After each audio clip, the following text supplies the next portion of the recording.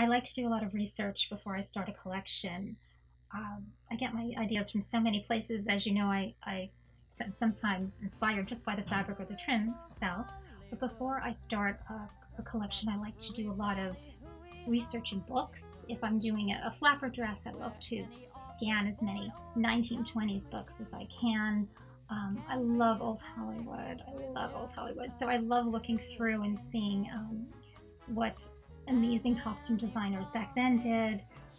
So inspired by that. I've known Donna since she was in her late 20s, both of us were, and she was a designer at that time for Marciano Guess, for a swimwear designer.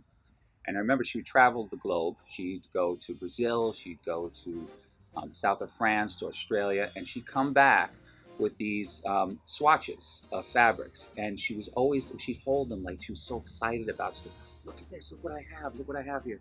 And I would see her inspiration, the fire of her inspiration, like start kindled right there. And it was always exciting to see what those fabrics would become in her designs. Now take that magnified 1,000 times with costumes. My heart and soul goes into every costume.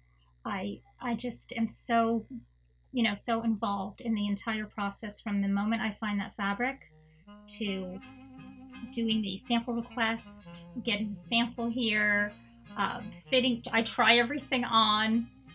Packages come. I get boxes filled with costumes. It's like a kid at Christmas opening up the box. You can't wait to see what it looks like.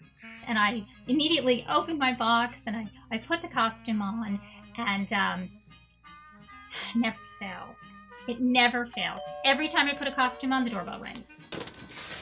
Hi. Yeah, I don't usually dress like this. Right. I swear, I'm a costume designer. Really, I am. I have a fashion show, or I have a photo shoot. I have to fit this. I can't have a little slip. So down I go running in my costume, whip open the door, and the guy just cracks up. It's so embarrassing, but it's so part of my life, so I'm kind of used to it by now. Now, the design process, I love to work in the evenings. So a lot of times I will just open up my books full of trims, open up my books full of fabrics, and I just kind of go into another world.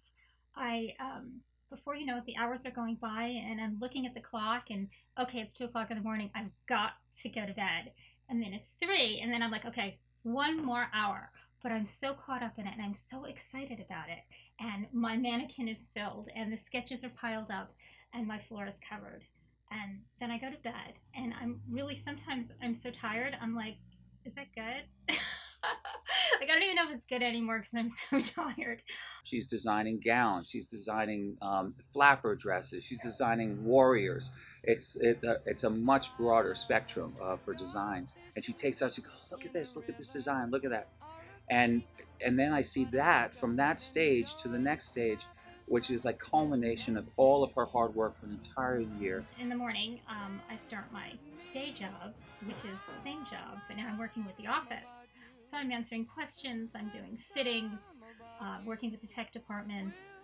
I also do the design direction for our catalog, and I come up with the editorials they're going to look like, and I work with this amazing graphic artist, and my marketing department is amazing, and the team is really just so wonderful. Really just puts everything together and makes everything that's like in here, stuck in here, a reality. The woman knows design. She knows sexy. She knows beauty. She's relentless when it comes to research and what's going on in popular culture.